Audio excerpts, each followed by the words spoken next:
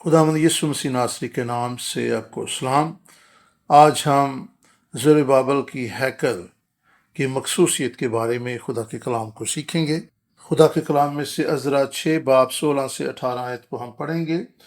خدا کے کلام میں اس طرح لکھا ہے: اور بنی اسرائیل اور کاہنوں اور لاویوں اور اسیری کے باقی لوگوں نے خوشی کے ساتھ خدا کے اس گھر کی تقدیس کی، اور انہوں نے خدا کے اس گھر کی تقدیس کے موقع پر 100 بیل اور 200 مینڈے اور 400 برے اور سارے اسرائیل کی خطا کی قربانی کے لیے اسرائیل کے قبیلوں کے شمار کے مطابق 12 بکرے چڑھائے۔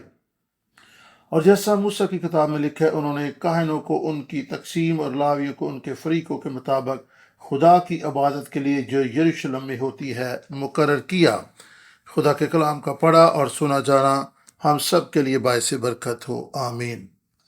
میں آپ کو بتاتا چلوں کہ 538 قبل از مسیح میں شاہ فارس نے اس بات کی اعلان کیا یا منادی کی کہ جو لوگ یروشلم جانا چاہتے ہیں وہ جا سکتے ہیں اور وہاں پر جا کر خدا کی ہیکل کو تعمیر کریں۔ 537 قبل از مسیح پہلی واپسی ہوئی، اور 536 قبل از مسیح جو ہے ہیکل کی تعمیر کا کام شروع ہوا۔ 520 قبل از مسیح جو تعمیر کا کام 520 قبل از مسیح تک تعمیر کا کام رکا رہا، اور 516 قبل از مسیح میں ہیکل کی تعمیر کا کام مکمل ہوا۔ میں یہ بھی بتاتا چلوں کہ ہیکل کی تعمیر کا کام 536 قبل از مسیح دوسرے مہینے میں شروع ہوا تھا۔ میں یہ بھی بتاتا چلوں کہ چھٹے مہینے کی 24 تاریخ کو جو کنسٹرکشن کا کام ہے وہ روک دیا گیا، اور 12ویں مہینے کی 3 تاریخ کو 516 قبل از مسیح ہیکل کی تعمیر کا کام پایہ تکمیل کو پہنچا۔ یہ ہے تفصیل، اور اسی کی بنیاد پر ہم آگے بڑھیں گے، پھر دیکھیں گے کہ ہیکل تعمیر ہوئی اور کس طرح اس کی مخصوصیت ہوئی۔ 12ویں مہینے کی 3 تاریخ کو جب ہیکل کی تعمیر نو کا کام مکمل ہو گیا تو پھر انہوں نے اس کی مخصوصیت کا منصوبہ بنایا، اور ہیکل کی مخصوصیت کے لیے وہ تمام رسومات اور قربانیاں خدا کے حضور گزرانی گئیں، اور ایک بڑی زبردست تقریب، اور یا دوسرے لفظوں میں آپ کہہ سکتے ہیں کہ ایک عبادت کا انعقاد کیا گیا جس میں شکر گزاری کی قربانیاں اور خدا ان کی پرستش اور ستائش کی گئی۔ اور بائبل مقدس جو ہے وہ زربابل کی ہیکل میں گزرانی جانے والی قربانیوں اور سلیمان کی ہیکل کی مخصوصیت کے موقع پر گزرانی جانے والی قربانیوں کے اعداد و شمار ہمارے سامنے رکھتی ہے۔ اس کے لیے عزرا 6 باب 17 آیت کو آپ پڑھیں ان اعداد و شمار کو جاننے کے لیے، اور پھر پہلا سلاطین 8 باب کی 63 آیت کو آپ نوٹ کر سکتے ہیں، پڑھ سکتے ہیں، اور آپ کو دونوں موقعوں پر کی گئی قربانیوں کا فرق اور سارے اعداد و شمار کا علم ہو جائے گا۔ جیسا کہ آج ہم نے عزرا 6 باب کے 17 آیت میں پڑھا ہے کہ جب ہیکل کی خدا کے گھر کی تقدیس کی گئی، 100 بیل، 200 مینڈے اور 400 برے سارے اسرائیل کی خطا کی قربانی کے لیے اسرائیل کے قبیلوں کے شمار کے مطابق 12 بکرے بھی چڑھائے گئے۔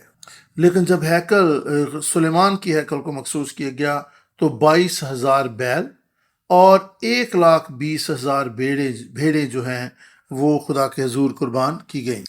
اگر آپ زربابل کی ہیکل کی تقدیس اور سلیمان کی ہیکل کی تقدیس کے موقع پر گزرانی جانے والی قربانیوں کو موازنہ کریں تو زربابل نے جب ہیکل کی تعمیر کی تو 712 جو ہے وہ جانور ذبح کیے گئے، لیکن سلیمان کی ہیکل کی تقدیس کے موقع پر 1,42,000 جانور ذبح کیے گئے۔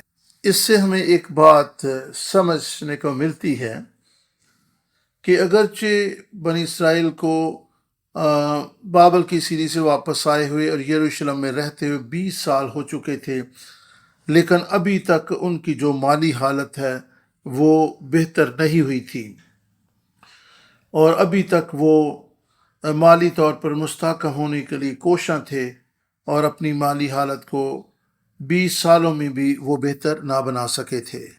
یاد رہے کہ شاہ فارس کے حکم کے مطابق جو کچھ وہ فرنیچر اور دیگر چیزیں وہ یروشلم سے لے کے گئے تھے، شاہ فارس نے حکم دیا اور وہ ساری چیزیں ان کو واپس کر دی گئی تھیں۔ پھر دارا بادشاہ نے بھی اپنے ارد گرد کے لوگوں سے کہا کہ بنی اسرائیل کی مدد کریں تاکہ وہ ہیکل بنانے میں کامیاب ہوں اور ان کی ہر طرح سے سپورٹ کی جائے، اور جب وہ ہجرت کرتے ہیں یعنی بابل سے یروشلم واپس جاتے ہیں تو بھی ان کی مدد اور معاونت کی جائے۔ اگرچہ دارا بادشاہ نے بھی اور شاہ فارس نے بھی لوگوں کو حکم دیا کہ ان کی مدد اور معاونت کی جائے، تو کیا اس کا مطلب ہے کہ کسی نے بھی ان بادشاہوں کے حکم کو نہیں مانا تھا؟ کیونکہ ابھی تک ان کی مالی حالت ہم دیکھ رہے ہیں کہ وہ زیادہ اچھی نظر نہیں آ رہی۔ بابل کی فوجیں جب یروشلم پر حملہ آور ہوئی تھی تو ظاہری بات ہے کہ وہ وہاں پر لوٹ مار کرنے کے لیے آئی تھیں، وہاں پر وہ ان کو کوئی فائدہ پہنچانے کے لیے نہیں آئی تھی۔ ظاہری بات ہے کہ جب وہ یروشلم میں آئے تو وہ بڑی احتیاط سے یروشلم کی ہیکل کو تباہ کرنے یا لوٹ مار کرنے کے لیے نہیں آئے تھے۔ وہ لالچ سے بھرے ہوئے تھے اور کئی ایک چیزوں کو انہوں نے اپنے لیے رکھ لیا، کئی چیزیں وہاں پر ٹوٹ پھوٹ کا شکار ہو گئیں، اور جو باقی چیزیں بچی ان کو وہ بابل میں لے گئے اور شاہی خزانے میں ان کو جمع کروا دیا۔ اور ہم دیکھ سکتے ہیں کہ کس قدر یہاں پر غارت گری کی گئی اور کسی بھی چیز کا تقدس اور خیال نہ رکھا گیا، اور وہاں پر انہوں نے بڑی تباہی مچائی اور انہوں نے کسی بھی چیز کا لحاظ نہ کیا، اور یوں ہیکل برباد ہو گئی، اور وہاں کا قیمتی فرنیچر اور کئی ایک چیزیں جو ہیکل میں رکھی گئی تھی جس طرح کہ شمعدان اور بخور کی قربان گاہ اور ساری چیزیں جو ہیں وہ تباہی اور بربادی کا شکار ہوئیں، اور وہاں پر کئی چیزیں ملبے کے نیچے بھی دب گئی ہوں گی، کئی چیزیں ٹوٹ گئی ہوں گی، اور کئی چیزوں کو انہوں نے شخصی طور پر رکھ لیا، اور کئی ایک چیزیں انہوں نے بادشاہ کے خزانہ میں جمع کروا دی۔ ایسا نہیں ہے کہ وہ سلیمان کی ہیکل کا سارا ساز و سامان بڑی احتیاط سے بابل لے گئے، اور جب شاہ فارس نے انہیں واپس جانے کے لیے آزادی دی تو وہ چیزیں بڑی اچھے طریقے سے، بڑے محفوظ طریقے سے ان کو واپس کر دی گئیں۔ ایسا بالکل بھی نہیں ہوا، بلکہ ہر چیز ٹوٹ پھوٹ کا شکار ہو گئی، لوٹ مار کر لی گئی، اور جو چیزیں تھیں کچھ چیزیں وہ شاہی خزانے میں جمع ہو گئیں۔ شاہ فارس کے مطابق وہی چیزیں واپس کی گئیں جو شاہی خزانے میں جمع کروائی گئی تھیں۔ تاہم یہ ہیکل کی ساری چیزیں یا فرنیچر نہیں تھا، کیونکہ کچھ چیزیں ٹوٹ پھوٹ کا شکار ہو گئی، کچھ شخصی طور پر لوگوں نے لوٹ لیں، اور کئی ایک چیزیں جو ہیں وہ وہیں پر برباد ہو گئی تھی۔ دوسری بات یہ بھی قابل غور ہے کہ سلیمان کی ہیکل اس وقت تعمیر کی گئی جب بنی اسرائیل فتح مندی اور خوشحالی کی زندگی بسر کر رہے تھے، اور یہ داؤد کا دور تھا جب اس نے ہیکل کے لیے ہر ایک چیز کو تیار کیا اور اپنے بیٹے کو ہدایت دی، اور ہیکل کی تعمیر کے سلسلہ میں جو جو چیزیں درکار تھی اس نے سب کچھ پہلے ہی انتظام کر دیا تھا۔ سلیمان کی ہیکل جو ہے وہ معمولی ہیکل نہیں تھی، وہ بڑی شاندار اور فن تعمیر کا ایک زبردست شاہکار تھا۔ بابل کی اسیری سے واپسی پر جو برتن اور فرنیچر بنی اسرائیل اپنے ساتھ اس ہیکل کے لیے لے کر آئے وہ کافی نہیں تھے۔ بس ہم جب زربابل کی ہیکل اور سلیمان کی ہیکل کا موازنہ کرتے ہیں تو ہم کئی ایک چیزوں کی کمی یہاں پر دیکھتے ہیں، اور یہ اس وجہ سے ہے کیونکہ بابل کی سیری سے جب خدا کے لوگ واپس آئے تو ان کے پاس کافی وسائل بھی نہیں تھے، اور پھر جو چیزیں وہ لائے تھے وہ بھی ان کے ہیکل کے لیے ناکافی تھیں۔ یہی وجہ ہے کہ ہیکل کی تقدیس کے وقت بہت تھوڑی تعداد میں جانور ذبح کیے گئے اور بہت کم تعداد میں خدا کے حضور قربانیاں گزرانی گئیں۔ تاہم خدا ان تھوڑی قربانیوں سے بھی بہت شادمند تھا، اور خدا نے ان تھوڑی تعداد میں پیش کی گئی قربانیوں اور ذبیحوں کو اپنی حضوری میں قبول کیا۔ ان تھوڑی سی گزرانی کی قربانیوں اور اس چھوٹے سے پروگرام سے بھی جو ہیکل کی تقدیس کے لیے منعقد کیا گیا تھا خدا شادمان ہوا، کیونکہ خدا قربانیوں کی تعداد کو نہیں دیکھتا، بلکہ وہ انسان کے دل پر نظر کرتا ہے کہ کس نیت، کس ارادے اور کس خوشی اور کس جذبے کے ساتھ وہ سب کچھ خدا کے حضور گزرانا جا رہا ہے۔ پرانے عہد نامہ میں بھی ہمیں یہی تعلیم ملتی ہے کہ خدا دلوں پر نظر کرتا ہے، اور نئے عہد نامہ میں بھی خدا کے کلام میں ہم دیکھتے ہیں کہ خدا خوشی سے دینے والوں کو عزیز رکھتا ہے۔ سو دل کا رویہ بہت اہم ہے۔ خدا ہماری نیتوں اور ہمارے دل اور ارادوں پر نظر کرتا ہے۔ اگرچہ قربانی کی تعداد کم تھی تو بھی خدا ان سے شادمان ہوا، اور وہ قربانیاں خدا کے حضور مقبول ٹھہریں، کیونکہ انہوں نے خوش دلی سے، شکر گزاری سے بھرے دل کے ساتھ خدا کے حضور سب کچھ پیش کیا تھا۔ عزرا 6:22 میں خدا کے کلام میں لکھا ہے، اور خوشی کے ساتھ 7 دن تک فطیری روٹی کی عید منائی، کیونکہ خداوند نے ان کو شادمان کیا تھا اور شاہ اسور کے دل کو ان کی طرف مائل کیا تھا۔ دیکھیں کہ تقدیس کے موقع پر انہوں نے فطیری روٹیوں کی عید منائی ہے۔ 7 دن تک فطیری روٹیوں کی عید کا منایا جانا، اور وہ بھی ہیکل کی تقدیس کے موقع پر، اس سے ہمیں پتہ چلتا ہے کہ کتنے دن وہ ہیکل کی تقدیس کرتے رہے اور شکر گزاری کی قربانیاں خدا کے حضور گزرانتے رہے۔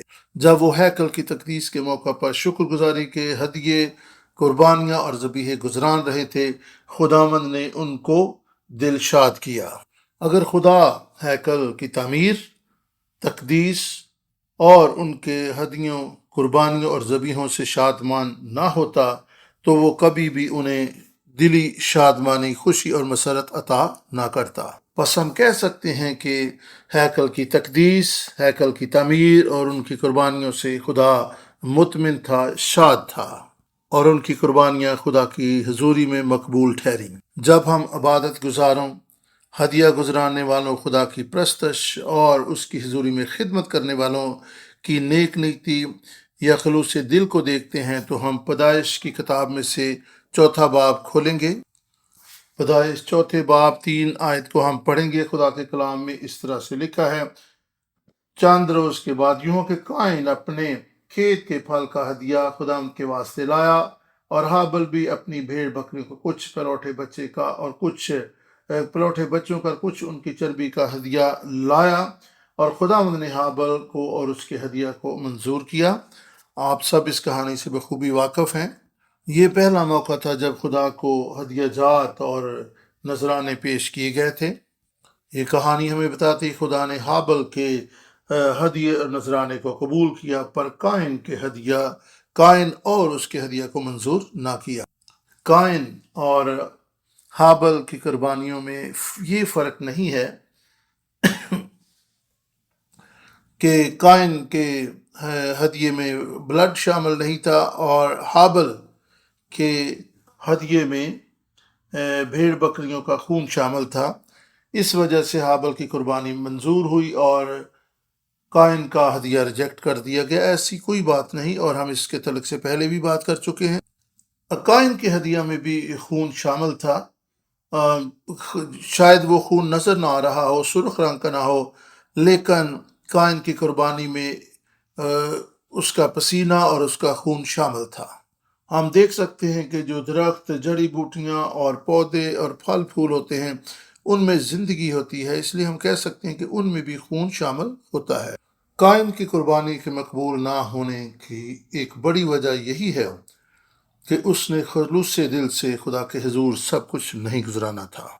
ہابل کی ہدیے کی خاص بات یہ ہے کہ اس نے اپنی بھیڑ بکریوں کے پلوٹے بچوں کا ہدیہ خدا کے حضور گزرانا، اور قائن نے محض پھل خدا کے سامنے پیش کیے۔ ہابل نے اپنے گلا میں سے خدا کے لیے بھیڑ بکریوں کے بچوں کو الگ کیا۔ اس نے گلا میں سے بھیڑ بکریوں کے بچوں کو الگ کر کے ان کی پرورش کی اور ان کا انتظار کیا، اور موقع آنے پر اس نے یہ سب کچھ خدا کے حضور گزرانا۔ سو یہاں پر ہمیں ایک تیاری اور دل کی جو خلوص ہے وہ دیکھنے کو ملتا ہے۔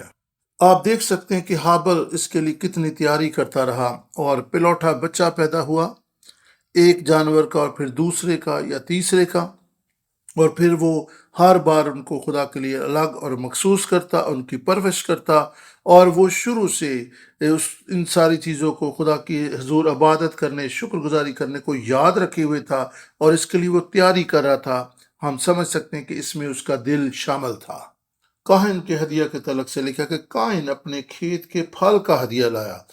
یہاں پر یہ نہیں لکھا کہ کائن اپنے کھیت کا پہلے پھل یا پہلی فصل جو تھی اس کا ہدیہ لے کر آیا، صرف یہ لکھا کہ پھل کا ہدیہ لے کر آیا۔ اس کا مطلب ہے کہ اس نے سب سے پہلے خود کھایا ہوگا، کچھ بچا لیا ہوگا، اور جو بچا کچھا ہوگا وہ خدا کے حضور لے آیا ہوگا۔ اس کا مطلب یہ ہے کہ کائن نے تیاری نہیں کی تھی، اور اس نے جو کچھ اس کے ذہن میں آیا اس نے خدا کے حضور گزران دیا۔ بچپن میں جب ہم چرچ آتے تھے اور کئی دفعہ ہم گھر میں ہدیہ بھول جاتے تھے، اور پھر جو کچھ ہماری جیب میں ہوتا تھا وہ خدا کے حضور ہم گزران دیتے تھے۔ کائن کی صورتحال بھی یہاں پر کچھ ایسی ہی ہے۔ کائن نے کوئی تیاری نہیں کی تھی، اس نے بچا کچا خدا کو دے دیا، اور اس میں اس کا دل بھی شامل نہیں تھا۔ چونکہ حابل نے تیاری کی تھی اور اس قربانی اور اس ہدیے میں اس کا دل شامل تھا، اس لیے وہ مقبول ٹھہرا۔ عبرانیوں 11:4 میں لکھا ہے، ایمان ہی سے حابل نے کائن سے افضل قربانی گزرانی، خدا کے لیے قربانی گزرانی، اور اسی کے سبب سے اس کے راست باز ہونے کی گواہی دی گئی، کیونکہ اس کے خدا نے اس کی نظروں کی بابت گواہی دی۔ آمین۔ چونکہ خلوص دل سے حابل نے اپنا ہدیہ خدا کے حضور میں گزرانا، اس لیے وہ مقبول ٹھہرا۔ نیک نیتی اور خلوص دل سے خدا کے حضور دینا، یہ ایمان سے دینا ہے۔ کائن کے ہدیہ میں اس کا دل اور خلوص شامل نہیں تھا۔ اس طرح اگر ہم عبادت بھی کرتے ہیں اور اس میں ایمان شامل نہیں، نیک نیتی اور خدا کے لیے محبت شامل نہیں ہے، تو وہ نامقبول ٹھہرتی ہے۔ حابل نے بڑی تیاری کے ساتھ خدا کے حضور قربانی گزرانی، لیکن کائن نے جو کچھ بچا کچھا تھا وہ خدا کے سامنے پیش کر دیا، اس لیے نہ کائن مقبول ٹھہرا اور نہ ہی اس کا ہدیہ خداوند کے حضوری میں پسندیدہ ٹھہرا۔ یاد رکھیں کہ جب آپ خدا کے حضور میں ہدیہ گزرانے، اس کی پرستش اور ستائش کریں، تو اس میں آپ کا دل شامل ہو، آپ کی محبت شامل ہو۔ بچا کچھا وقت، بچی کچھی قربانیاں، بچا کچھا روپیہ پیسہ خدا کے حضور نہ لے کر آئیں۔ سبت کے دن خدا کو اپنا اولین وقت دیں، اور اس کے لیے تیاری کریں کہ آپ نے خدا کے حضور میں کیا گزراننا ہے، کتنا ہدیہ آپ نے لے کر جانا ہے۔ اس کے لیے آپ کو پہلے ہی سے تیار کرنا ہے، اپنے دل کو اور اس ہدیے کو خدا کے حضور مخصوص کرنا ہے، ورنہ یوں ہی جو جیب میں ہاتھ ڈالیں اور جو ہاتھ میں آئے آپ دے دیں، یہ قربانی اور ہدیہ مقبول نہیں ٹھہرتا۔ خدا کو اول درجہ دیں، اپنی ترجیحات خدا کی محبت اور اس کے کلام کو سامنے رکھتے ہوئے مرتب کریں۔ اگر دعائیا میٹنگ میں جانے کا موقع ہو، یا اگر آپ کو بائبل سٹڈی میں مدعو کیا جائے، تو یہ نہ کہیں جی اچھا ٹائم ملا تو آؤں گا۔ اور اس بات کو، دعا میں آنے کو، خدا کے کلام کو سیکھنے کو، بائبل سٹڈی کو اپنی اولین ترجیح بنائیں۔ اگر آپ بائبل سٹڈی میں آ بھی جائیں، دعا میں آ بھی جائیں، لیکن آپ کا دل اور دماغ وہاں پر نہ ہو، اور آپ کو طرح طرح کی فکریں اور کام یاد آ رہے ہوں، اور آپ وہاں پر آ کر یہ سوچ رہے ہوں کہ کب یہاں سے چھٹی ملے گی، تو یہ ایمان نہیں ہے، یہ قربانی نہیں ہے، یہ وہ ہدیہ نہیں ہے جو خدا کے حضور مقبول ٹھہرتا ہے۔ آئیں خدا کو خلوص دل سے اپنے ہدیہ جات دیں، خدا کو اپنا بیسٹ دیں، جو کچھ بھی دیں پورے دل سے دیں۔ آئیں خدا، اس کی عبادت اور اس کے ہدیہ جات کو اولین درجہ دیں۔ آپ کو ابراہم لنکن یاد ہوگا، جو کہ امریکہ کا صدر تھا، اور کوریا میں یہ کہانی بہت مشہور ہے۔ جب وہ امریکہ کا صدر بنا تو اس نے کہا کہ امریکہ کی صدارت کے عہدے کو سنبھالنا یا اس کے فرائض سر انجام دینا اس کی دوسری ترجیح ہے۔ اس نے کہا میری اولین ترجیح اور میری پہلی ڈیوٹی سنڈے اسکول ٹیچر ہونا ہے۔ ابراہم لنکن نے پوری دنیا کے سامنے ایک خوبصورت مثال رکھ دی کہ کس طرح اپنی ہر طرح کی مصروفیت میں خدا کو اول درجہ دینا ہے، کس طرح اپنا دل اس کے سامنے پیش کرنا ہے۔ عزیزو، یاد رکھیں کہ جب آپ خدا کے حضور اپنا وقت گزاریں، بچا کچھا وقت نہ گزاریں، ہدیہ جات، بچا کچھا روپیہ پیسہ اس کے سامنے نہ لائیں۔ آدھے دل سے اس کی حضوری میں اس کی پرستش کرنے کے لیے دعا کرنے اور بائبل سٹڈی میں نہ آئیں، بلکہ پورے دل سے تیاری کے ساتھ اس کے حضور آئیں، خلوص دل کے اس کے حضور آئیں، خوش دلی سے خدا ان کے حضور ہدیہ جات گزرانے، خدا کے لیے ہدیہ جات اور وقت مخصوص کریں، پھر وہ ان کو قبول کرے گا اور آپ کو اور زیادہ برکت دے گا، پھر ہی ہم خدا کے حضور ایمان رکھنے والے لوگ ہوں گے۔ ہیکل کی تقدیس کے موقع پر انہوں نے کاہنوں اور لاویوں کو بھی مقرر کیا۔ عزرا 6 باب 18 آیت میں خدا کا کلام اس طرح سے بیان کرتا ہے، اور جیسا موسیٰ کی کتاب میں لکھا ہے، انہوں نے کاہنوں کو ان کی تقسیم اور لاویوں کو ان کے فریقوں کے مطابق خدا کی عبادت کے لیے جو یروشلم میں ہوتی ہے مقرر کیا۔ اس حوالہ میں لفظ آیا ہے تقسیم اور پھر لاویوں کو ان کی فریقوں کے مطابق۔ یہ لفظ ہم پہلے بھی سن چکے ہیں۔ ابراہم لنکن کی لکھی ہوئی 6 کتاب جو پڑھنے میں بڑی مشکل لگتی ہے، وہاں پر 24 ڈویژنز یا تقسیموں یا ان کے فریقوں کا ذکر موجود ہے۔ یہ ابھی تک کتاب شائع نہیں ہو سکی۔ داؤد بادشاہ نے یہ 24 ڈویژنز مقرر کی، یعنی کہ خدمت کرنے والے لوگوں کے 4 گروپس اس نے بنائے، اور پھر ہر گروپ میں اس نے 24 لوگ مقرر کیے۔ عزرا 6:18 کی آخری حصہ جو ہے آیت کا لکھا ہے، خدا کی عبادت کے لیے جو یروشلم میں ہوتی ہے مقرر کیا۔ کیسے مقرر کیا؟ اگر 18ویں آیت کے شروع میں دیکھیں، جیسا موسیٰ کی کتاب میں لکھا ہے، انہوں نے کاہنوں کو ان کی تقسیم اور لاویوں کو ان کے فریقوں کے مطابق جیسا موسیٰ کی کتاب میں لکھا ہے خدا کی عبادت کے لیے جو یروشلم میں ہوتی ہے مقرر۔ اس سے ظاہر ہوتا ہے کہ جب خدا نے خدمت گزاری کا کام دیا تو اس نے تقسیمیں اور فریق یا گروپس مقرر کیے۔ اصل میں 24 ڈویژنز کا جو سلسلہ ہے یہ داؤد نے نہیں بنایا تھا۔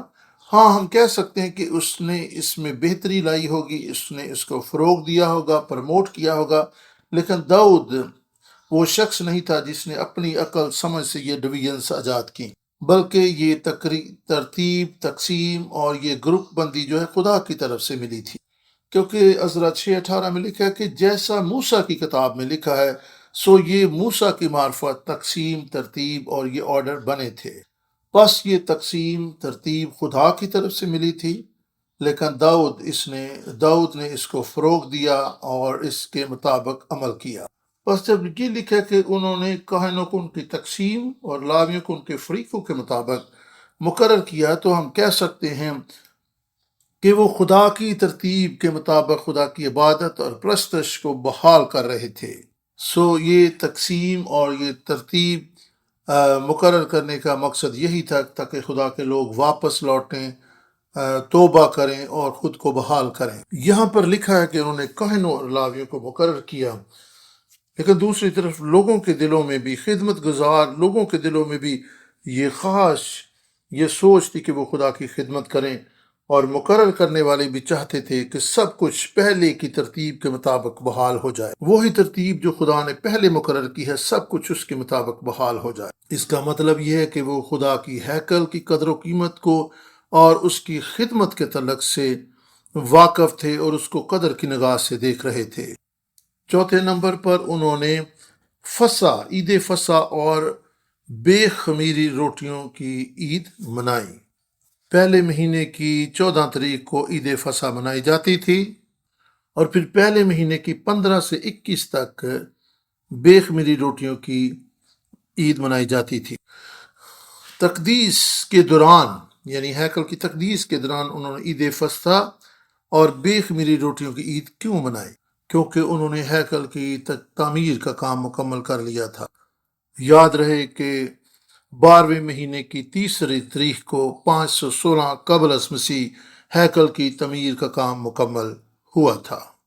جب وہ سب کچھ بنا چکے، یعنی تعمیر کا کام مکمل ہو گیا، تو انہوں نے بڑی خوشی، شکر گزاری سے اور پورے دل کی تیاری سے اس ہیکل کی تقدیس کے لیے پروگرام مرتب کیا۔ بس آپ دیکھ سکتے ہیں کہ 12ویں مہینے کی 3 تاریخ کو کنسٹرکشن کا کام مکمل ہوا، اور پھر اس کے بعد پہلا مہینہ آ گیا۔ سو پہلے مہینے میں ترتیب کے مطابق پہلے ہی عید فصح اور بے خمیری روٹیوں کی عید منائی جاتی تھی، اس لیے انہوں نے تقدیس کے دوران ان دونوں عیدوں کو بھی منایا۔ عزرا کی کتاب 6 باب اور 19 آیت کو خدا کے کلام میں سے ہم پڑھیں گے۔ اور پہلے مہینے کی 14ویں تاریخ کو ان لوگوں نے جو اسیری سے آئے تھے عید فصح منائی۔ مخلصی کی تاریخ کے نقطہ نظر سے عید فصح اور بے خمیری روٹیوں کی عید جو ہے، اس کے کیا معنی اور مفہوم اور اہمیت ہے؟ کیونکہ عید فصح جو ہے اور بے خمیری روٹیوں کی جو عید ہے، یہ ملک مصر سے خروج کے بعد خدا نے ان کو منانے کے لیے کہا، اور یہ سارے واقعات جو ہیں خروج یعنی بنی اسرائیل کے ملک مصر سے نکل آنے کے بعد شروع ہوئے۔ یہ دونوں عیدیں اس بات کی شاہد تھیں، اور یہ دونوں عیدیں یہ بتا رہی تھی کہ بنی اسرائیل دشمن کی غلامی سے آزاد ہو گئے ہیں۔ بابل کی اسیری سے واپس آ کر انہوں نے ہیکل کو تعمیر کیا، اور جب وہ سب کچھ بنا چکے تو انہوں نے خداوند کی شکر گزاری اور خداوند کی ستائش کے لیے اپنے دل سے خوشی کے ہدیے گزرانے، شکر گزاری کے ہدیے گزرانے، اور خداوند نے ان کے ہدیوں کو، ان کے ذبیحوں اور قربانیوں کو اپنی حضوری میں پسند کیا، اور خداوند نے ان کو شادمانی بخشی۔ یہ خوشی اور مسرت جو تھی یہ خداوند کی طرف سے انہیں ملی تھی، اور وہ یہ جشن اور منا رہے تھے، اور انہوں نے مخصوصیت کی یہ تقریب رکھی جس میں انہوں نے جانوروں اور ذبیحوں کو خداوند کی حضوری میں گزرانا۔ یہ ان کو گویا یاد کرانا تھا کہ وہی خدا جس نے بنی اسرائیل کو ملک مصر کی غلامی سے چھڑایا، اسی کے ہاتھ نے اب تمہیں بابل کی اسیری سے بچایا ہے اور تمہیں واپس لے کے آیا ہے۔ بس یہ دونوں واقعات میں ایک مماثلت پائی جاتی ہے، اور وہ اس کی شکر گزاری اور خوشی میں یہ جشن منا رہے تھے۔ یہ اس لیے تھا تاکہ انہیں یاد رہے کہ ہاں، خداوند نے ہمیں دشمن کے ہاتھ سے بچایا ہے، خداوند نے ہمیں یہ موقع، یہ فضل دیا ہے تاکہ ہم اس کے حضور خوشی منا سکیں۔ عزیزو، اس بات پر غور کریں کہ یہ خداوند ہی تھا جس نے اپنے لوگوں کو ان کے دشمن کے ہاتھ سے رہائی بخشی۔ ہمیں یاد رکھنا ہے کہ خواہ ہم کیسی ہی وادیوں، طوفانوں، مصیبتوں، مشکلات سے گزریں، خداوند قوی اور قادر ہے کہ ہمیں ہر طرح کی صورتحال سے رہائی دے، اور وہی ہمیں رہائی دے گا، وہی ہمیں آزادی دے گا، وہی ہمیں شکر گزاری اور خوشی کا موقع فراہم کرے گا۔ آمین۔ اگر آپ عزرا 6 باب اور 22 آیت کو دیکھیں تو وہاں پر خدا کے کلام میں اس طرح سے لکھا ہے، اور خوشی کے ساتھ 7 دن تک فطیری روٹی کی عید منائی کیونکہ خداوند نے ان کو شادمان کیا تھا۔ آمین۔ خداوند آپ کو بھی شادمان کرے گا، خداوند آپ کو بھی آزادی دے گا، خداوند آپ کو بھی برکت دے گا۔ ہم یہیں سے یہی پیغام لیتے ہیں، یہی ہمارے لیے امید ہے کہ خداوند ہمارا خدا چھڑانے پر قادر ہے۔ یاد رہے کہ عید فصح اور بے خمیری روٹیوں کی عید جو ہے وہ یہودی اور غیر اقوام دونوں اکٹھے ہی مناتے تھے۔ عزرا 6 باب 21 آیت میں خدا کے کلام میں اس طرح سے لکھا ہے، اور بنی اسرائیل نے جو اسیری سے لوٹے تھے اور ان سبوں نے جو خداوند اسرائیل کے خدا کے طالب ہونے کے لیے اس سرزمین کی اجنبی قوموں کی نجاست سے الگ ہو گئے تھے، فصح کھایا۔ یہ حوالہ ہمیں بتاتا ہے کہ خدا کی مخلصی کا منصوبہ ان تمام لوگوں کے لیے ہے جو ایمان لاتے ہیں۔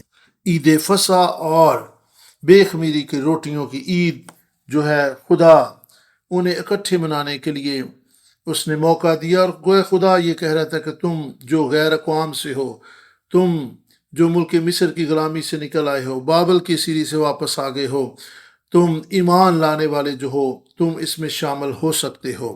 سو ہم کہہ سکتے ہیں کہ خدا کی مخلصی کا منصوبہ ہر ایمان لانے والے کے لیے خداوند کی طرف سے ہے۔ اس لیے ہم کہہ سکتے ہیں کہ خدا کی مخلصی صرف یہودیوں کے لیے نہیں بلکہ غیر اقوام کے لیے بھی ہے۔ بے خمیری روٹیوں میں یا بے خمیری روٹی کی عید منانے کے دوران کہیں خمیر ان کے کچنز میں اور ان کے کھانے پینے میں نظر نہیں آتا تھا۔ آپ کو یاد ہوگا کہ جب خداوند یسوع مسیح پر مقدمہ چل رہا تھا، اس وقت کاہنوں نے اس عدالت میں جانا نہ چاہا۔ وہ سمجھ رہے تھے کہ شاید یہ جگہ ناپاک ہو، کیونکہ اگلی صبح انہوں نے عید فصح منانی تھی، عید بے خمیری روٹیوں کی عید منانی تھی، اس لیے نہیں وہ چاہتے تھے کہ وہاں پر اگر کوئی خمیر ہوا تو وہ ناپاک ہو جائیں گے اور پھر وہ اگلے روز بے خمیری روٹیوں کی عید نہ منا سکیں گے، اس لیے انہوں نے وہاں اندر جانے سے گریز اور پرہیز کیا۔ عید فصح اور بے خمیری روٹیوں کی عید یہودی لوگ ایسے ہی غیر قوموں کے ساتھ مل کر نہیں منا لیتے تھے، بلکہ اس کے لیے خدا نے انہیں 3 شرائط دی تھیں۔ پہلی شرط یہ تھی کہ کوئی بھی غیر اقوام میں سے جو خدا کا طالب ہو، خدا پر ایمان رکھے، وہ اس میں شامل ہو سکتا ہے۔ اور عزرا 6 باب کی 21ویں آیت کا آخری حصہ دیکھیں، جو خداوند اسرائیل کے خدا کے طالب ہوئے، یعنی طالب ہونے والے جو ہیں وہ عید فصح منا سکتے تھے اور بے خمیری کی روٹیوں کی عید میں بھی شرکت کر سکتے تھے۔ دوسری چیز جو ضروری تھی اس کے لیے یہ تھی کہ وہ بنی اسرائیل کے ساتھ مل جاتے، اور پیچھے باب کی 21 آیت میں لکھا ہے کہ اجنبی قوموں کی نجاستوں سے الگ ہو گئے ہوں، یعنی جو قوموں کی نجاست اور روحانی جسمانی آلودگی سے الگ ہو گئے ہوں وہ عید فصح اور بے خمیری روٹیوں کی عید منا سکتے تھے جب ہیکل کی تقدیس ہو رہی تھی، یعنی وہ اپنے طرز فکر، طرز عمل، اپنی تہذیب اور اپنے کلچر سے الگ ہوں اور خداوند کے لیے اپنے آپ کو پاک کریں، خداوند کے طالب ہوں، تو پھر وہ اس عید فصح اور بے خمیری روٹیوں کی عید میں شرکت کر سکتے تھے جو ہیکل یعنی زربابل کے دور میں تعمیر کی جانے والی ہیکل کی تقدیس کا پروگرام تھا، وہ اس میں شامل ہو سکتے تھے۔ غیر اقوام کے لیے ضروری تھا کہ وہ اپنے آپ کو قوموں کی نجاست سے آلودگی سے علیحدہ کرتے، بنی اسرائیل کے لوگوں کے ساتھ مل جاتے اور خلوص دل سے خدا کے چہرے کے طالب ہوتے، تب وہ عید فصح اور بے خمیری روٹیوں میں شامل ہو سکتے تھے۔ ان تینوں شرائط کے پورا ہونے کی صورت میں غیر اقوام جو تھیں وہ عید فصح اور بے خمیری روٹیوں کی عید میں شامل ہو سکتے تھے۔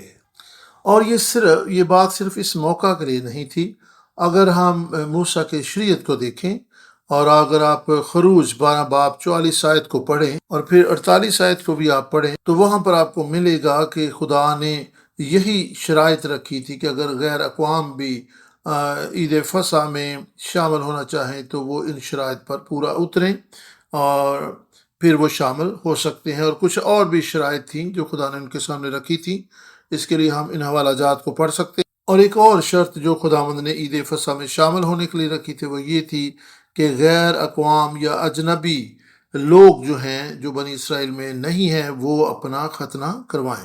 اس کی کتاب 12 باب اور اس کی ہم پڑھیں گے 44 آیت اور پھر 48 آیت کو بھی ہم پڑھیں گے۔ لیکن اگر کوئی شخص کسی کا زر خرید غلام ہو اور تو نے اس کا ختنہ کر دیا ہو تو وہ اسے کھائے۔ اور پھر 48 آیت میں لکھا ہے، اور اگر کوئی اجنبی تیرے ساتھ مقیم ہو اور خداوند کی فصح کو منانا چاہتا ہو تو اس کے ہاں کے سب مرد اپنا ختنہ کرائیں، تب وہ پاس آ کر فصح کرے، آمین۔ اور پھر اس کے اگلے حصے میں لکھا، یوں وہ ایسا سمجھا جائے گا گویا اس ملک کی اس کی پیدائش ہے، پر کوئی نامختون آدمی اسے کھانے نہ پائے۔ یہ اجنبی لوگ غیر قومیں اگر خدا کے فرمان کے مطابق اس کے عین و شریعت کے مطابق اپنا ختنہ کرا لیتے تو انہیں عید فصح میں شامل ہونے کی اجازت تھی۔ آپ کو یاد ہوگا کہ ہیکل کی تعمیر میں سامریوں سے کوئی مدد نہ لی گئی، اس وجہ سے نہیں کہ کوئی نسلی امتیاز تھا، بلکہ اس لیے کہ ان کا ایمان اور ان کا ایجنڈا جو ہے وہ ان سے مختلف تھا اور وہ خدا کے طالب نہ ہوئے۔ خدا نے واضح کر دیا تھا کہ اجنبی لوگ غیر معبودوں کے ماننے والے اگر خدا کے چہرے کے طالب ہوں، اگر وہ ان میں آ ملیں، اگر وہ اپنے آپ کو روحانی آلودگی سے، جسمانی آلودگی سے پاک کریں تو وہ خدا کے لوگوں میں شامل ہو کر عید فصح کھا سکتے تھے۔ خدا نے یہ کہا تھا کہ اگر وہ خدا کے کلام کے مطابق ختنہ کرائیں اور اپنے آپ کو غیر معبودوں سے الگ کریں اور اپنے آپ کو خدا کے لیے پاک کریں تو خدا نے اجازت دی تھی کہ آپ انہیں شامل کر لینا۔ سامری اس لیے قبول نہ کیے گئے کیونکہ وہ پورے دل سے خدا کے طالب نہ ہوئے، وہ اپنے بتوں اور غیر معبودوں سے الگ نہ ہوئے، بلکہ ان کا اپنا ایک ایجنڈا، ان کا اپنا ایک نسب العین اور ان کا اپنا ایک عقیدہ تھا۔ یہاں سے ہم دیکھ سکتے ہیں کہ خدا کس طرح کام کرتا ہے اور کیسے خدا لوگوں کو قبول کرتا ہے اور کیسے خدا لوگوں کو رد کر دیتا ہے۔ خدا نے صرف انہی لوگوں کو بنی اسرائیل میں شامل ہونے اور اس جشن کی تقریب میں آنے کا موقع دیا جو اس کے طالب ہوئے، جو اپنے غیر معبودوں سے، اپنے کلچر سے اور اپنی روحانی جسمانی آلودگی سے پاک ہو کر خدا کے طالب ہوئے، وہ اس جشن اور ہیکل کی تقدیس میں شریک ہوئے۔ آج کے دور میں جو ختنہ ہے وہ بپتسمہ ہی ہے جس کو ختنے کے طور پر لیا جاتا ہے۔ ہر وہ شخص جو آج دل کا ختنہ کرتا ہے، توبہ کرتا ہے، بپتسمہ لیتا ہے، خداوند یسوع مسیح کو شامل کر اپنی زندگی میں لاتا ہے، وہ کلیسیا میں شامل ہو سکتا ہے، اور ہم سب مل ملا کر خدا کا گھر بنتے ہیں، ہم خدا کا مقدس بن جاتے ہیں۔ آج کا حاصل کلام اور مخلصی کی تاریخ جو ہے، مخلصی بخش تاریخ جو ہے، اس سے ہمیں کیا سبق ملتا ہے۔ سب سے پہلے ہم اس تاریخ کو، اس دور کو دیکھیں گے کہ کب سلیمان کی ہیکل برباد کی گئی۔ جی ہاں، ہیکل کب برباد کی گئی؟ جی ہاں، 586 قبل از مسیح سلیمان کی تعمیر کردہ ہیکل تباہ و برباد کر دی گئی۔ یہی موقع تھا جب یہودا کی سلطنت، جنوبی سلطنت تباہ و برباد ہوئی تھی۔ یاد رہے کہ ہیکل کی تعمیر 516 قبل از مسیح ہوئی، 586 قبل از مسیح میں ہیکل تباہ ہوئی، اور پھر 516 میں تعمیر نو ہوئی، یہ 70 برس کا عرصہ بنتا ہے۔ یرمیہ 29 باب کی 10 آیت کو خدا کے کلام میں سے ہم پڑھیں گے۔ خدا کے کلام میں اس طرح سے لکھا ہے، کیونکہ خداوند یوں فرماتا ہے کہ جب بابل میں 70 برس گزر چکیں گے تو میں تم کو یاد فرماؤں گا اور تم کو اس مکان میں واپس لانے سے اپنے نیک قول کو پورا کروں گا۔ خدا نے یرمیہ نبی کی معرفت کلام کیا کہ جب 70 برس پورے ہو جائیں گے تو میں تم کو واپس لاؤں گا۔ سب کچھ جو ہے وہ خدا کے منصوبے اور ترتیب کے مطابق ہی واقع ہوا۔ یرمیہ 29 باب کی 10 آیت کا آخری حصہ یہ کہتا ہے، میں تم کو اس مکان میں واپس لاؤں گا۔ یہ جو لکھا کہ اس مکان میں، یہ کون سی جگہ ہے؟ کیا یہ یروشلم کی بات ہو رہی ہے یا فلسطینیوں کی سرزمین کا ذکر ہے؟ اس مکان سے مراد خدا کی ہیکل ہے، کیونکہ 586 قبل از مسیح میں ہیکل برباد ہوئی تھی، 516 قبل از مسیح میں ہیکل کی تعمیر نو کا کام مکمل ہوا تھا۔ بے شک خدا کی نظر یروشلم پر تھی، لیکن خدا کی جو مرکز نگاہ تھا وہ اس کا گھر تھا، اس کی ہیکل اس کی توجہ کا مرکز تھی، اور خدا یہاں پر اپنی ہیکل کی بات کر رہے کہ میں تم کو اس مکان میں واپس لاؤں گا۔ جو لوگ اس وقت خدا کے کلام کو سن رہے ہیں یا پھر اپنے گھروں میں خدا کے کلام کو سن رہے ہیں، اپنے آن لائن زوم کے وسیلہ سے خداوند ان کو برکت دے گا، کیونکہ وہ خدا کے لیے اپنا وقت نکال کر بیٹھے ہیں اور سیکھ رہے ہیں اور سن رہے ہیں۔ بے شک خدا کی ہیکل میں آنا بڑی عظیم بات ہے، آپ وقت نکال کر یہاں پر آئے ہیں، لیکن اس اینٹوں کی بنی ہوئی عمارت سے کہیں زیادہ خدا آپ میں دلچسپی لیتا ہے، کیونکہ آپ زندہ خدا کا مقدس ہیں، آپ خدا کا گھر ہیں، آپ خدا کی ہیکل ہیں۔ خدا مجھے اور آپ کو ہیکل کے طور پر کھڑا کرنا چاہتا ہے، اور یہی اس کے دل کی لالسا ہے۔ خدا نے کہا کہ میں تم کو اس مکان میں لے کر آؤں گا، اور یہ مکان ہیکل ہے۔ میں تمہیں اپنی ہیکل کے طور پر، میں تمہیں اپنے گھر کے طور پر بحال کروں گا۔ خدا اس بات کا اعلان کر رہا تھا، خدا انہیں اپنے دل کی لالسا بتا رہا تھا۔ خدا مجھے اور آپ کو اپنی ہیکل بنانا چاہتا ہے۔ اگر آپ عزرا 6 باب کی دوسری آیت کو دیکھ، عزرا 6 باب 22 آیت میں خدا کے کلام میں لکھا ہے، خدا نے دشمنوں کے دل کو بھی ابھارا اور انہیں تیار کیا تاکہ وہ ہیکل کی تعمیر میں مددگار اور معاون ہوں۔ عزرا 6:22 میں خدا کے کلام میں لکھا ہے، اور خوشی کے ساتھ 7 دن تک فطیری روٹی کی عید منائی، کیونکہ خداوند نے ان کو شادمان کیا تھا اور شاہ سور کے دل کو ان کی طرف مائل کیا تھا تاکہ وہ خدا یعنی اسرائیل کے خدا کے مسکن کے بنانے میں ان کی مدد کرے۔ یہاں پہ ہیکل کی تعمیر نو میں ہم شاہ اسور کو دیکھتے ہیں، خدا انہیں اٹھا کھڑا کرتا ہے۔ ہم شاہ فارس کو دیکھتے ہیں کہ خدا نے ان کے دلوں کو مائل کیا۔ آپ کو یاد ہوگا کہ شاہ اسور نے حملہ کر کے شمالی سلطنت کو فتح کر لیا تھا۔ اور آپ کو یاد ہوگا کہ وہ کون سا سن تھا؟ جی ہاں، 722 قبل از مسیح شمالی سلطنت تباہ و برباد کر دی گئی، اور پھر 6082 میں شاہ اسور جو ہے یا ان کی سلطنت جو ہے وہ صفحہ ہستی سے مٹا دی گئی۔ اسوریہ کی سلطنت 608 قبل از مسیح میں نیست و نبود کر دی گئی، اور اس کے بعد ہمیں تاریخ میں ان کا کہیں ذکر نہیں ملتا۔ اب جب ہیکل کی تعمیر ہو چکی تھی، اب یہ اس کی ہیکل کی تقدیس ہو رہی تھی، تو اس وقت اسوریہ کے لوگ کہاں سے آئے؟ ہم نے دیکھا کہ 608 قبل از مسیح اسوریہ کی سلطنت برباد ہوئی۔ بس یہ شاہ اسور کون ہے جس کا یہاں پر ذکر کیا گیا ہے؟ جی ہاں، یہ شاہ اسور جو ہے یہ دارا بادشاہ کو پیش کرتا ہے۔ شاہ اسور سے مراد دارا بادشاہ ہے۔ کیوں دارا بادشاہ کو شاہ اسور کہا گیا ہے؟ اس کا مطلب ہے کہ یہ وہ بادشاہ ہے جس نے اسوریوں کی سلطنت پر قبضہ کیا اور ان کے ملک کو فتح کیا تھا۔ اس وقت شاہ اسور جو ہے وہ ایک زبردست مملکت تھی، اور انہوں نے اسوریہ پر بھی قبضہ جما لیا، اس لیے دارا بادشاہ کو شاہ اسور کہا گیا۔